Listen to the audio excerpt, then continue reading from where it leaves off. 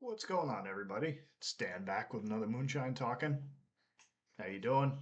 I'm doing fine. And for this one, I'm gonna talk about a movie, but I was gonna show the copy of it. Apparently, I don't know where my copy went. It's a little annoying. I'm a pretty organized guy. Who the hell knows? But I had a copy of this movie, and I was getting ready. We're gonna talk about it. I was gonna show it off, and then can't find it. And I don't have, as you can see, I don't really have a large collection of DVDs, so it's kind of difficult for me to lose stuff.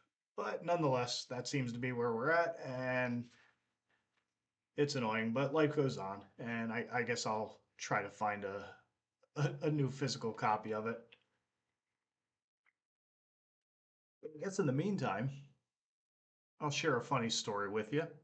I don't normally talk about my job, but every once in a while, I've got a good story to tell. I probably I'm about to celebrate 25 years on the job, which is kind of crazy when I think about it because never in my wildest dreams would I thought I had wound up at the same job for 25 years, but I'm pretty much a creature of habit and they take care of me. And considering my lifestyle, my schedule, all that sort of good stuff. It's always been very good to me. The owners have always been really good to me. So I've stuck around and been there 25 years. I was young and handsome when I started, and now I'm, depending on who you ask, neither of those things. Definitely not the young part, but yeah. So it's been interesting. But without getting into the gory details of it, we sell a lot of how shall we delicately put this? We carry a lot of adult novelties, and one of the funny things that we carry is we have these bells that, and they have all these little naughty like ring the bell for this and that. There's one like the most probably benign one is there's one that says ring the bell for wine, and then there's one that says then they get naughtier as they go on. There's ring the bell for oral and ring the bell for this and ring the bell for that. So and people, it's just human nature. They go into the store and they ring these bells all the time. And working in retail, as you can imagine, you hear that multiple times a day. It gets a little annoying. Sometimes you go a little mad listening to this sort of stuff, but I kind of had a funny idea that I was sharing with everybody because retail in and of itself can be a very maddening experience. And then you factor in what I do and the added element of people with their senses on high alert or they're amped up to 10 because they're all horn dogged up and whatnot. It can get a little it, it, it's interesting. I'll just leave it at that. So anyhow, and then sometimes, just with it being retail, working with the public, anyone who's ever done that knows how stressful it can be at times. So I try as I do to lighten the mood most of the times. I like to just crack jokes and have a good time, generally speaking. I try not to be, even though in my role at the job, it's kind of one of those things where sometimes I have to be the asshole. I have to be the dick. And I always tell people, coming from the wrestling business, I I have no problem getting booed. So it's not something like if I have to be the villain, it's fine. Just, it's not personal. It's just business, but sometimes it has to be done. But by and large, I like to just have a good time, crack jokes, keep things light. Generally speaking, people are a lot more apt to shop and have a good time and if they're merry, so that's kind of my general philosophy. But anyhow, so I hear the bell goes off, and in my head, a bell goes off, and I look at one of my staff and I go, "Huh, what do you think would happen if life were like an adult movie, and every time somebody rang one of those stupid bells, whatever the command was on the bell, they got exactly what they deserved." So I said, like they ring the bell for wine, and one of us goes over there and brings them a bottle of wine. And then they ring the bell for anal, and somebody goes over there and bends him over and rams him up the keister. And then, of course, the staff's like, okay, where's he going with this? I tell them, and then, yeah, then they ring the bell that says ring bell for big dick. And I walk over there, smack them in the back of the head, spit in their face. And they just look at me horrified, like, but, but she got, it's like, yeah, hey, you got to read the fine print here, gang. But anyhow, so that's kind of like my funny little joke from work. A lot of people enjoyed it. Just kind of a little misdirection thing there that I tried doing with the staff, just again to keep things light. But anyhow, so the movie I want to talk about today is the movie Rockstar. Now again, this will be where I'm supposed to show you the thing that I have, but I can't because I don't have my copy of it. No idea where it went. But this is a movie that came out in 2001. I was interested in talking about it for the sheer fact that I've been on the past couple things I've done talking about the glam metal and the hair bands and all that sort of stuff. And this was one of the ones where, as far as underrated stuff goes, I was going to talk about one of the bands adjacent to this, but I figured, you know what? I want to actually discuss this movie in as its own separate piece because it's a fantastic movie. It came out in 2001, starred Mark Wahlberg. It's got a great cast. It's Mark Wahlberg, Jennifer Aniston's in it from Friends. Uh, Timothy Oliphant, who he was in a ton of TV shows and movies. He was in Deadwood. He's in Justified. If you're familiar with those TV shows, he's been in countless films, countless mainstream Hollywood movies. Probably the Hitman series was one that I can think of off the top of my head. He was in a couple other things, but probably those are the three main things that I know him from. And I know he was in another movie. Like, it was like was it the comedy Girl Next Door, where the chick next door to the guy was a playmate and or a porn star, and he was her pimp or something or other. But anyhow, he was in that.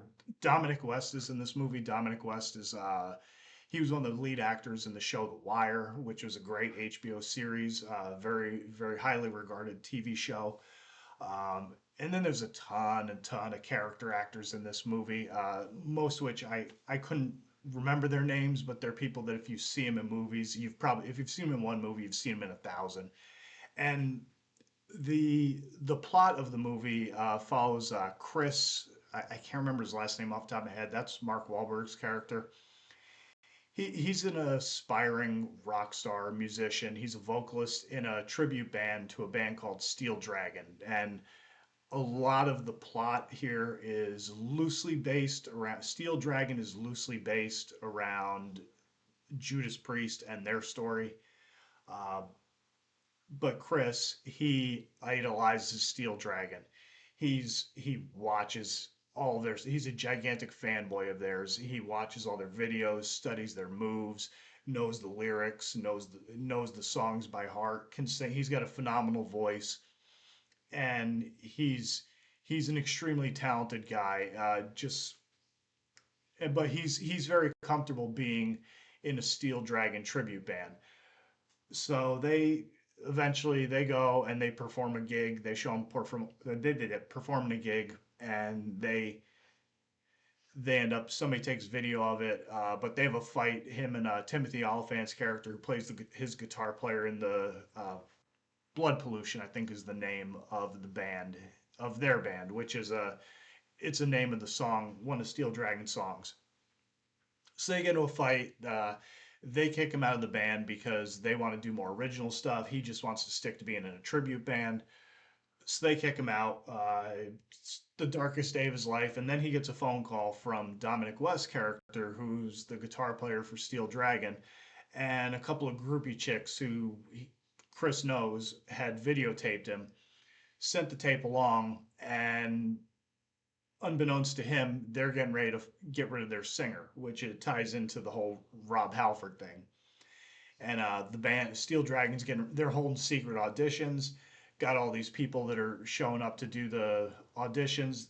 they choose him. He's one of the guys who they choose to audition. He shows up, blows their minds with how good of a singer he is, how good of a vocalist he is, and so they end up hiring him for the band. So now this guy goes from being in a tribute band to being in the band of his dreams, which is kind of similar to the scenario that unfolded with Judas Priest and Rob Halford and Tim Owens, where Tim Owens was in a tribute band, and that's kind of how they discovered him. And then they tie in the whole angle of the lead singer of Steel Dragon is also gay, and they think that he thinks they're kicking him out because he's gay, and they're like, no, we're kicking you out because you don't show up for rehearsals. You're doing this, you're doing that, you're acting like a you're doing the whole rock star thing and being your ego's getting out of control. So they end up so he's out, Chris is in.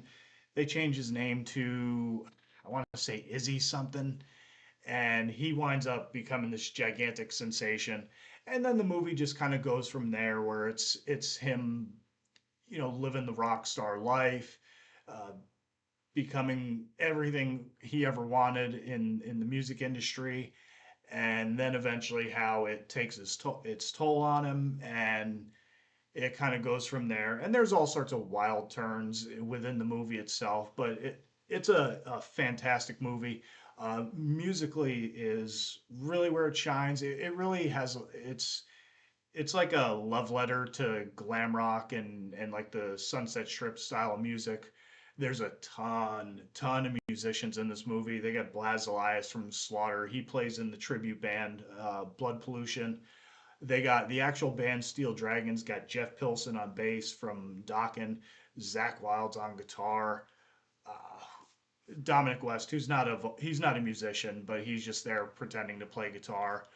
They got Jason Bonham, John Bonham's kid. He was also in his own band, Bonham. I think he's been in Journey or Foreigner or one of those bands. But he's basically he's a hired gun, but he's John Bonham's kid and so he's been around in a crap ton of bands since the late '80s. And who else is in it? There's a couple other guys.